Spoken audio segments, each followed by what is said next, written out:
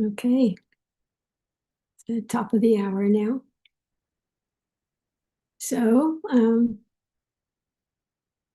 second day of this week, I'm really happy to be with this group. As always, it's a really special um, sangha. I think this 7 a.m. as we call it, even though we know it's not 7 a.m. everywhere you are. Um, Sangha that has developed over these last uh, 5 years, over 5 years, since the pandemic into 2020. Gil began giving these morning sits and dharmats, really valuable for a lot of people I know. So I'm feel really privileged to be asked to participate from time to time. So this week I'm talking about the way that the Buddha introduced the Dharma to people who are not familiar with it, hadn't been trained, as they say in the text. He would give what's come to be called a graduated talk or a gradual talk or a step-by-step talk that introduced the teachings bit by bit, step by step, beginning with foundational steps and then gradually coming to the more subtle teachings as people's minds and hearts were ready for that. And this gradual introduction is a kind of bhavana. Bhavana is a word that means a cultivation of mind, and it's a cultivation. Often we use that word to describe the cultivation of the meditation practice, but all of our practice really is a bhavana, a cultivation of mind and heart.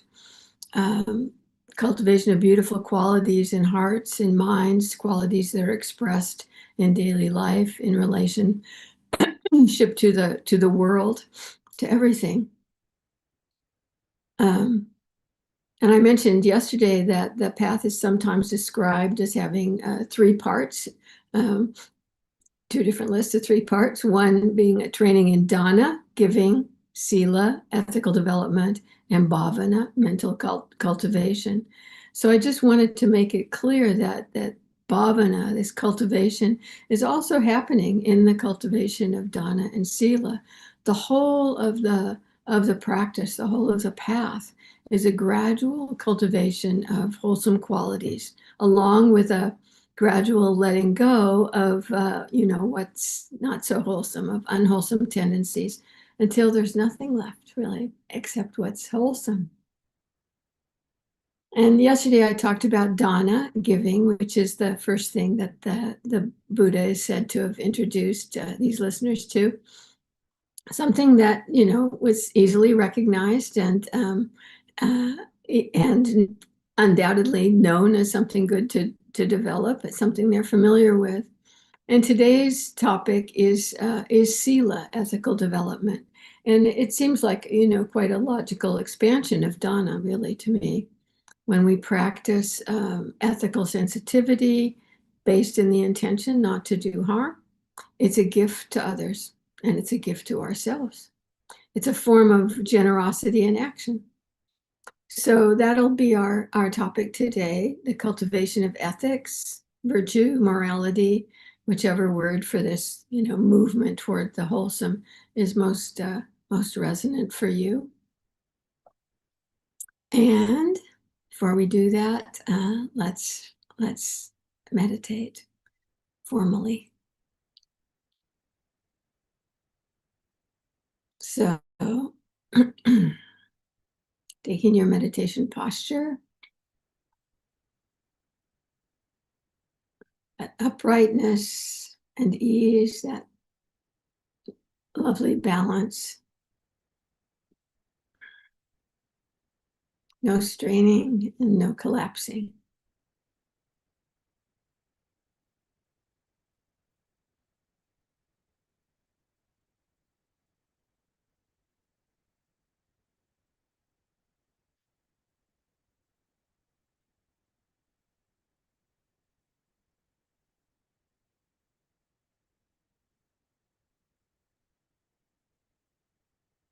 Maybe briefly scanning through the body, just looking for any areas where you might habitually hold tension.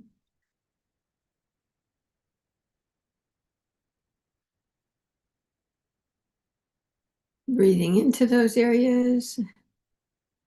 And then as you exhale, seeing if they can just let go a little bit. Ease up, relax.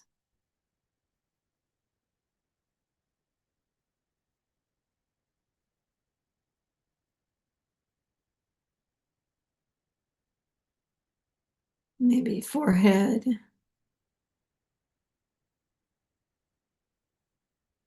jaw,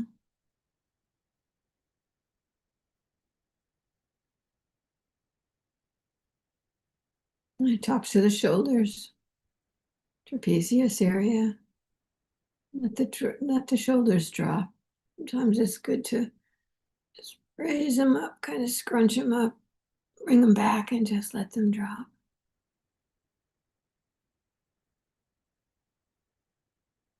Chest and belly, just let them be open.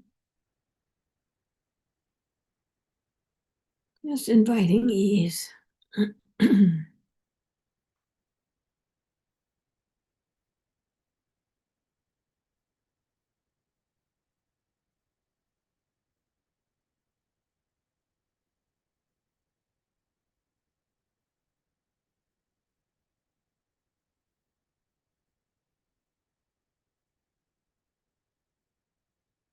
And just allowing the breath to come into the forefront of your awareness, your attention.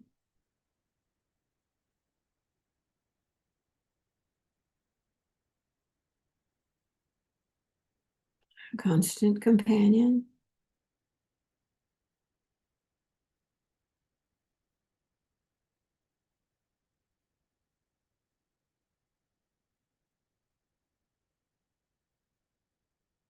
Just knowing the breath as it comes in and as it goes out. However it is right now. Not trying to make it any different.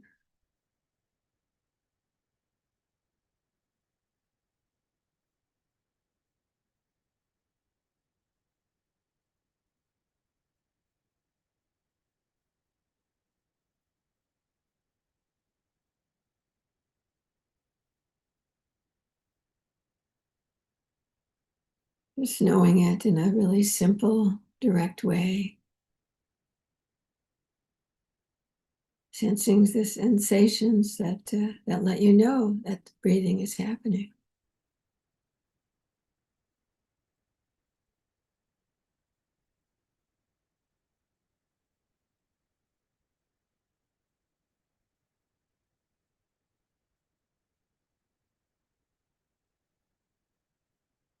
Sensations that are never the same. No two breaths are exactly alike. Nothing static.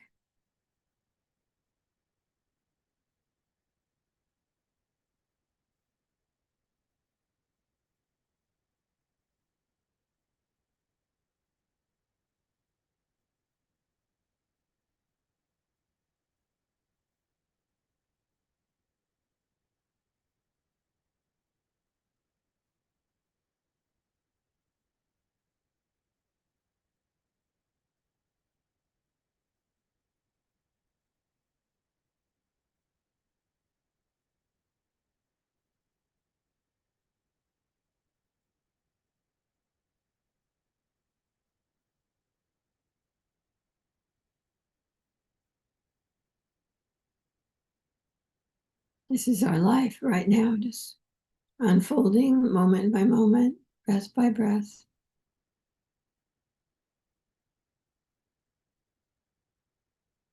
Be present for it. Know it.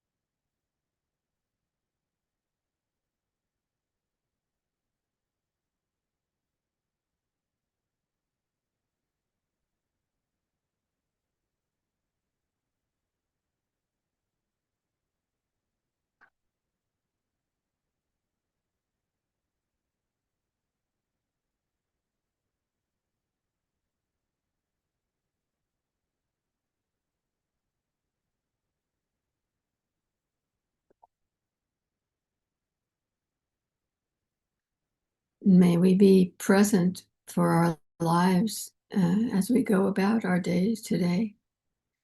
And may we bring that sense of presence to all our activities and all our interactions.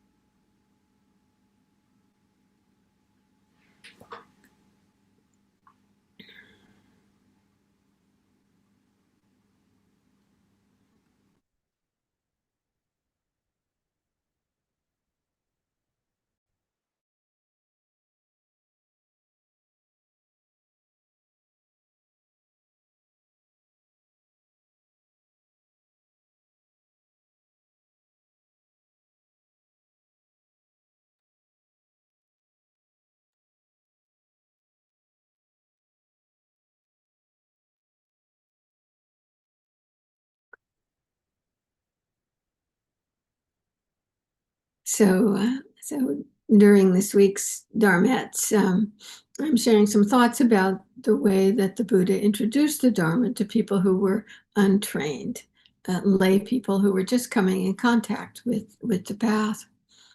And the first thing, as I said yesterday, was giving. That's the first thing he would teach. And after he'd spoken to people about giving and about generosity, and I imagine that he'd want to be sure that they'd, really taken that in before he went on to anything else.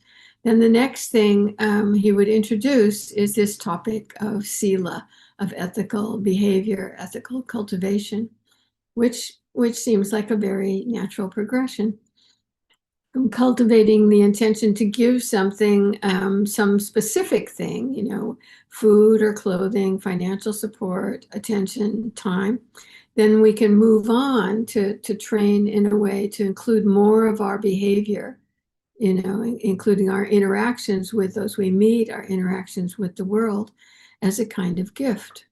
It's a logical progression, a sensible next step. And it's a continuing support as we grow on this path. And probably the first thing that comes to mind when I mention, or anyone mentions, ethics in the Buddhist context is the precepts, especially the first 5 precepts, which so many Buddhists all over the world try to adhere to, or at least keep as a model that they'd like to adhere to. Not killing, not stealing, not misusing our sexual energy, not lying, and not clouding the mind with intoxicants. So the precepts are trainings in refraining from the most obvious ways that people harm each other and other living beings. But ethical sensitivity goes way beyond the precepts. One way that liberation can be spoken of is in terms of harmlessness, to become a person who does not harm. To become a person who does not harm. I mean, from one perspective, that can seem kind of mundane. Oh, yeah, harmlessness. It just seems sort of, I don't know, wussy or something. But imagine a world in which no one harmed others, or even a world in which everyone aspired to not harm others, made it a kind of a central intention of their lives. It would certainly be a different world. So I think we're moving in that, direction individually. An important concept in Buddhist thought is represented by the Pali word kusala. You've probably heard it before. Kusala, transliterated Kusala. And it's usually translated as wholesome or skillful. I like both of those translations. It's action that arises from wise intention, action that's motivated by a desire to be a benefit, to be kind, to move in the direction of freedom from dukkha, from suffering. And it's pretty unlikely that any action that moves in that direction is going to be unethical. The whole path tends in the direction of increasing this ethical sensitivity, which is rooted in this distinction between what is skillful or wholesome and what is not. In the sutta on wise view in the middle length discourses of the Buddha, the Majjhima Nikaya, the first definition given for what it means to have right view, wise view, is to be skillful, to be engaged in what is kusala, to be engaged in action that is skillful, wholesome, kusala. And wise view, of course, right view, wise view is part of the wisdom leg of the three-legged stool. So right there in this sutta, ethical cultivation is defined as part of the wisdom leg. So it's both a preparation for wisdom in this introduction that the Buddha gives to new people, and it's an inherent aspect of being wise, having wise view. There are several suttas in the early texts where the Buddha gives instruction to his son Rahula, who was a monk under his training. And in the first one, which some say reports the Buddha's teaching to his son when the boy was only 7 years old, quite young. The topic is ethical development. The Buddha, he first gives a teaching on the dangers of lying, which, is probably the result of hearing that his son had told a lie, had lied about something. And he really emphasizes the dangers of lying. And then he goes on to generalize about ways to discern the difference between what is wholesome and what is not, what is kusala and what is not. So he's training the boy in developing ethical sensitivity. And this teaching is pretty well known. I think the Buddha instructs Rahula to contemplate his actions before he does them and as he's doing them, and then afterward. First, to reflect when he's planning an action, to reflect, is it likely to lead to harm or is it likely to lead to a pleasant outcome, a beneficial outcome?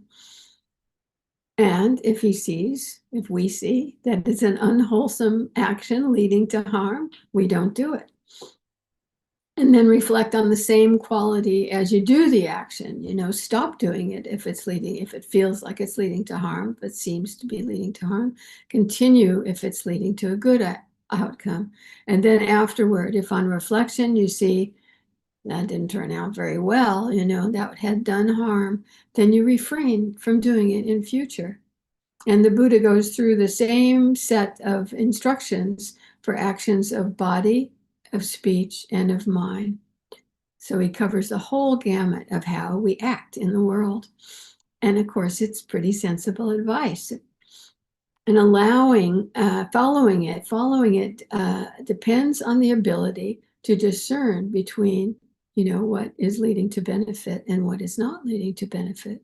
And that's really the essence of Buddhist ethical teaching, the distinction between what is unwholesome, arising out of greed, hatred, or delusion, those unskillful roots, the three poisons, the defilements, which are the source of suffering. Or, on the other hand, arising out of what is kusala, wholesome, skillful, arising out of the opposites of those three unwholesome roots. So developing sensitivity to the difference between these based on their results. Is there harm or is there its opposite? This is the path in a large way. And of course, the driver of our actions of speech and body is very often, if not always, what is going on in the mind. The actions of mind are precursor to actions of speech and body. So there's another famous teaching which refers to this. The Buddha says, whatever one frequently thinks and ponders upon, that will become the inclination of that person's mind. You've probably heard that before. It's hugely important teaching. Whatever one frequently thinks and ponders upon, that will become the inclination of that person's mind. So it just points us directly to the need to pay good attention to our thoughts, knowing that thoughts give rise to action. And gradually, as we mature in practice, it's kind of a theme here, the sensitivity that we develop to the results of our thinking, to the results of our speech and our physical actions, that inclines the mind in the direction of the wholesome, of the kusala. We begin to feel, and we gradually feel more, the pain, sometimes really subtle and sometimes really obvious, of thinking in unkind, greedy ways, of acting out of those impulses in our speech and our physical actions. We feel the goodness, the goodness of the mind inclining in direction of what's beneficial, what tends toward more peace, more ease, more goodwill, those ahs in the mind that Gil speaks of. Gil often, he talks about the difference between mental activity that comes with an ouch or comes with an ah. And as we become more sensitive ethically, we feel those ouches and ahs so much more clearly. They become really signposts letting us know if we're on the path or maybe, straying off into the weeds a little bit. So benefit, harmlessness, generosity, simplicity, they move our minds and hearts in the direction of ease and wisdom. As we feel into the effects of these skillful states, these beneficial states, these ethical states, skillful actions, they begin to get sort of embedded in our psyches in a really a lovely way. And of course, we go off track sometimes, because we are in training. But that's how we learned, just as the Buddha suggested that Rahula should do. We see, well, that didn't have a very good outcome. And noticing that, acknowledging that without a bunch of self-blame, which wouldn't be beneficial, wouldn't be generous. That's how we learn. Recognizing and acknowledging our mistakes is also skillful, kusala. Blaming ourselves, not so much. So first the Buddha would talk about giving, and then he would talk about ethics. And of course, I barely scratched the surface about either of those. And these topics they aren't like a one and done. They're foundational for the whole path. They're good in the beginning, good in the middle, and good in the end. Our motivations for giving are likely to change as we mature in the Dharma. Maybe in the beginning we just wanted to be good people, but as we give more in the middle, we feel we feel the openness in the heart, the warmth of contentment. And maybe the same way for acting ethically. We began acting ethically for the same reason, to be good, or maybe even to be seen, just to be seen as good. But as we develop more sensitivity to the effects on our inner life of living a life that harms less and less, in the middle, we feel the goodness of it, the satisfaction, the bliss of blamelessness we talk about sometimes. And as our Dharma practice deepens further, these two ways of approaching the world can become expressions of freedom of the heart, evidence of how much we've let go. Letting go is the topic for Thursday, not today. And tomorrow we'll be looking at action and its results a bit more, as that was the third step in the Buddha's progressive talks, the operations of karma, really. So I look forward to seeing you tomorrow, and I encourage you today to, think about the ethical behavior that you engage in as a kind of a gift to the world, as a way of offering benefit to those you meet, and see what the effect is in your own heart. Have a good day. I'll see you tomorrow. Thank you.